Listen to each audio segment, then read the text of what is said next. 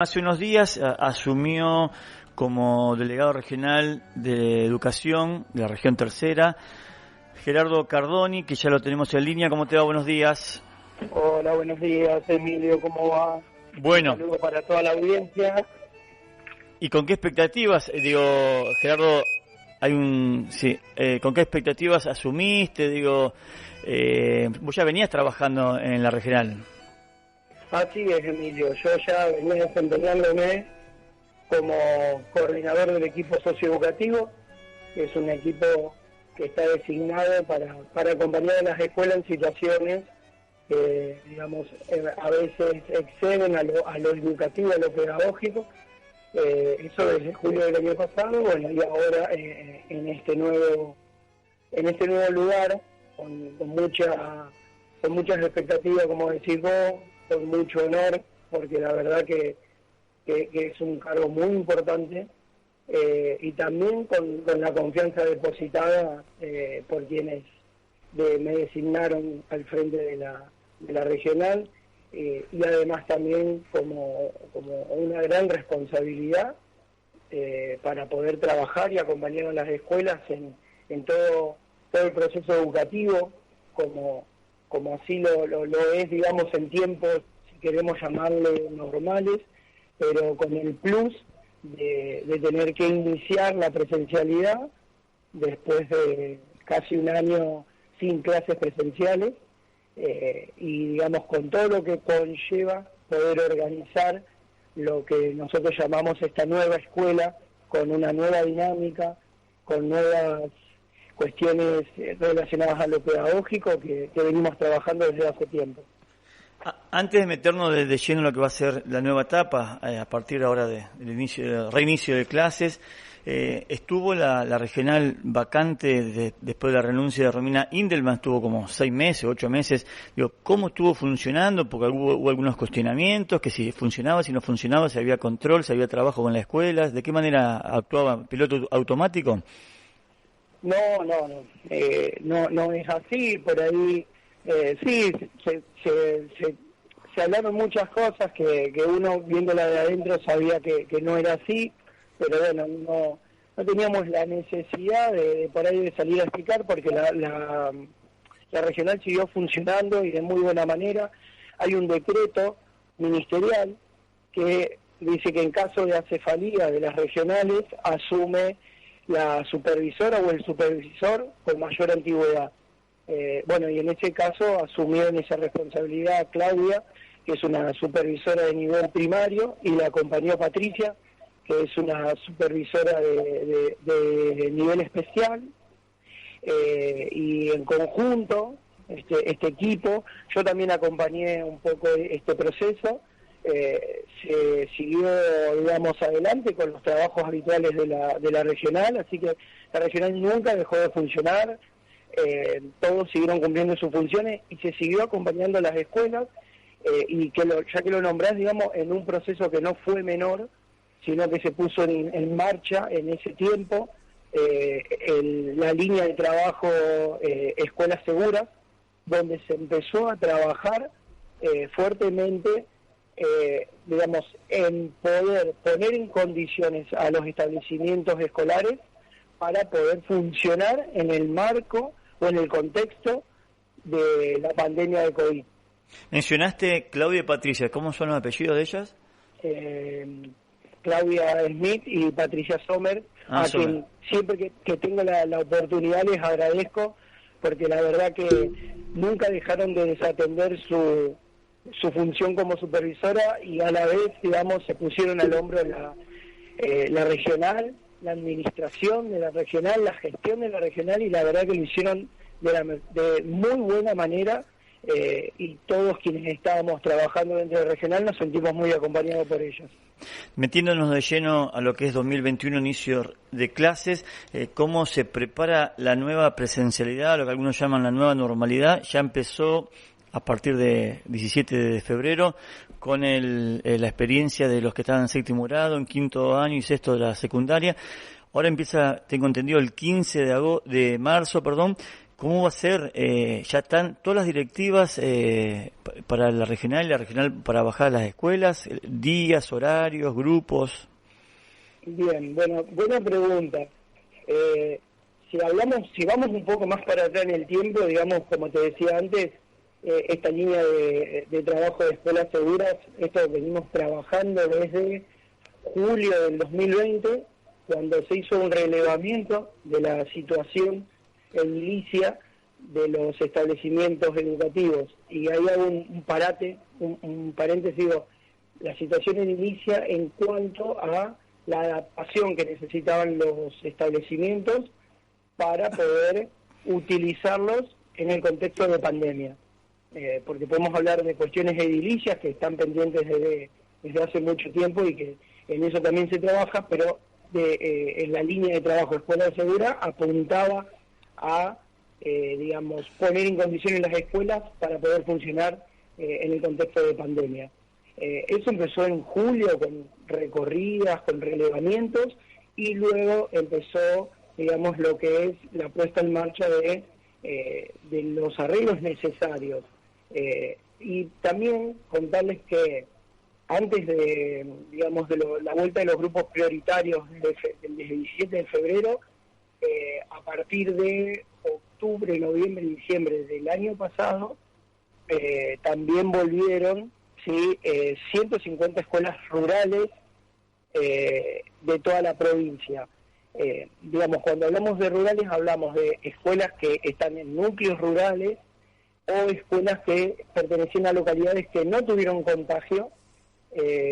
Así que, digamos, esta experiencia ya se tiene del año pasado.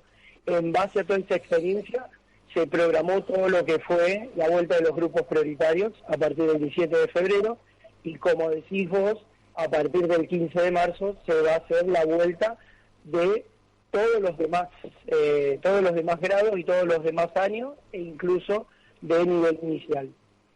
En esa línea, Gerardo, yo soy también padre, tengo hijos en la escuela primaria y secundaria, y todavía no hay precisiones si se va a dividir en dos grupos, si una semana va a haber uno, otra semana va a haber el otro 50%. ¿Ya está esto precisado? ¿La cantidad de horas por día? Eso ya está estipulado, ya está precisado, se lo está trabajando. Comento un poco, el sistema de trabajo baja del Ministerio de Educación. Nosotros tenemos, digamos, el equipo de conducción de la regional, es el delegado, en conjunto con coordinadoras pedagógicas, que en este caso son dos.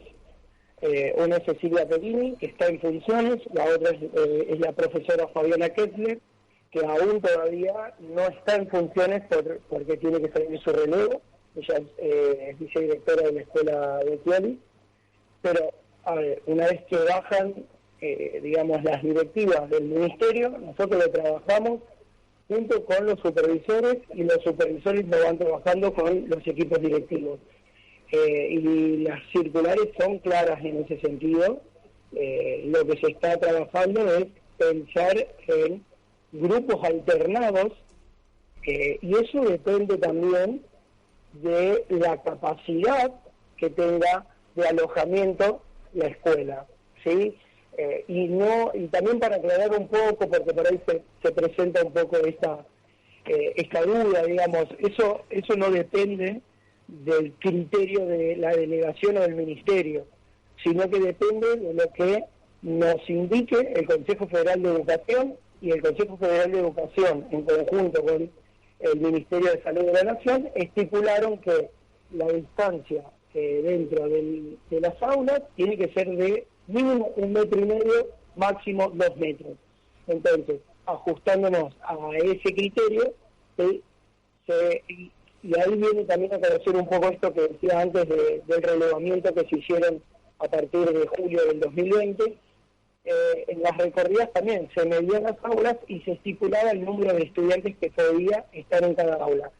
En base a eso se va, digamos, a dividir los grupos según la capacidad del aula.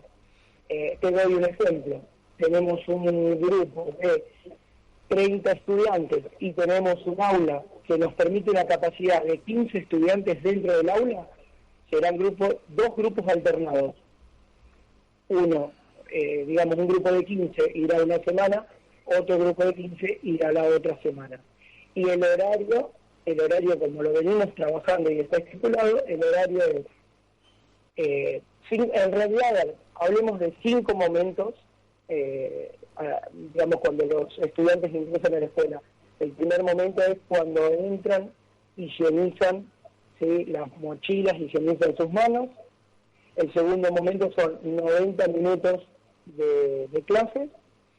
El tercer momento son 30 minutos de recreo. El cuarto momento, que son 90 minutos más de clase. Y el quinto momento es la salida. Y aclarar que en esos 30 minutos de recreo es donde los asistentes escolares, en conjunto con docentes, van a higienizar o higienizan los espacios que habitan los estudiantes dentro del aula. Pero entonces, en ese contexto, Gerardo, ¿va a haber cuánto? ¿Unas 3 horas y media, 4 por cada jornada escolar? Exactamente, serían 3 horas y media las que permanecen los estudiantes en la escuela. La jornada de los docentes no se redujo. La jornada de los docentes sigue siendo la misma cantidad horaria. Lo que se redujo es, digamos, la cantidad de tiempo que están los estudiantes en el establecimiento. Y respecto a la semana que va el grupo A, la del 50%, ¿el grupo B que no va a la escuela tendrá clases virtuales? No, en ese sentido no. Lo que genera, o lo que intentamos generar con este sistema de alternancia, es también la autonomía de los estudiantes. Esto quiere decir que el grupo A va a tener clases. Ese grupo A, la semana siguiente, que no esté presencialmente en la escuela, tendrán actividades para resolver en la casa. ¿Por qué no las clases virtuales? Porque ahí tendríamos que cargar de trabajo extra o doble trabajo para los docentes. Porque ese docente que trabajó con el grupo A la primera semana, la segunda semana va a estar con el grupo B y sería, digamos, sería difícil o sería, digamos, imposible que pueda estar atendiendo al grupo B y dando clases virtuales. Está claro. Las últimas 2 preguntas, Gerardo Cardoni. Sí. Por un lado, los que dejaron el año pasado la escuela a nivel nacional, provincial, me imagino que también acá en nuestra zona, hubo un seguimiento, los que no pudieron conectarse virtualmente, ¿tienen números, hubo acompañamiento de las familias? En ese sentido hubo varias acciones que se hicieron desde el Ministerio, desde las supervisiones y desde las escuelas.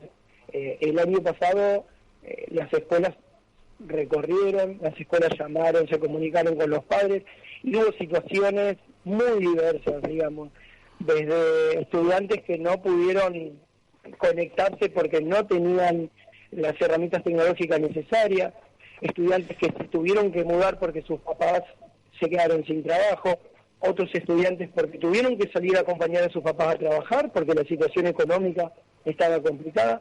Entonces, en esa diversidad, cada escuela lo fue trabajando, digamos, de la manera que le parecía correcta para tratar de establecer un vínculo, un contacto con esos estudiantes. Por otro lado, durante los meses de enero, febrero, se estuvo trabajando en toda la provincia con lo que es el programa Verano Activo, que era una propuesta, digamos, recreativa, lúdica, donde se trabajó en las diferentes localidades de toda la provincia, con equipos docentes de educación física, acompañados por docentes departamentales, en donde este operativo lo que buscaba era poder rastrear a estos estudiantes que no habían tenido vínculo, que habían perdido todo tipo de contacto con la escuela, o que bien estaban en contacto, pero era un vínculo fragilizado, como llamamos nosotros.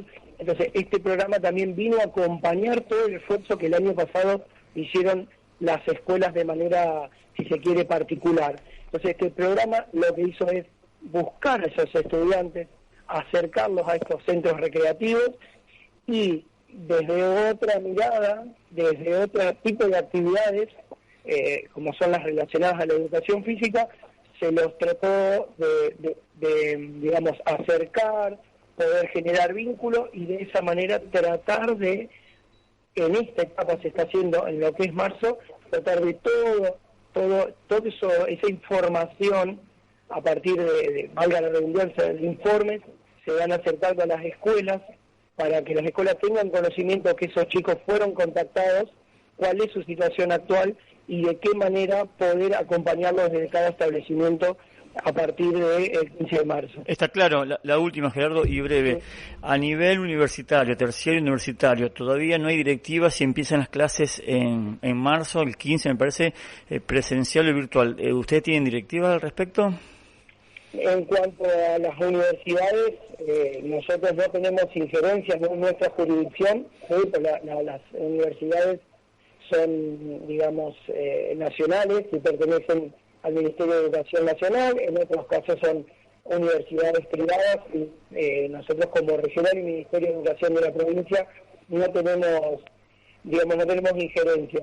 En el nivel superior se está trabajando, pero como siempre el nivel superior comienza más tarde, aún no hay directivas sobre eso, pero sí está claro que por el momento van a ser clases virtuales, va a empezar de manera virtual. Gerardo Cardoni, está claro, pues se nos va el tiempo.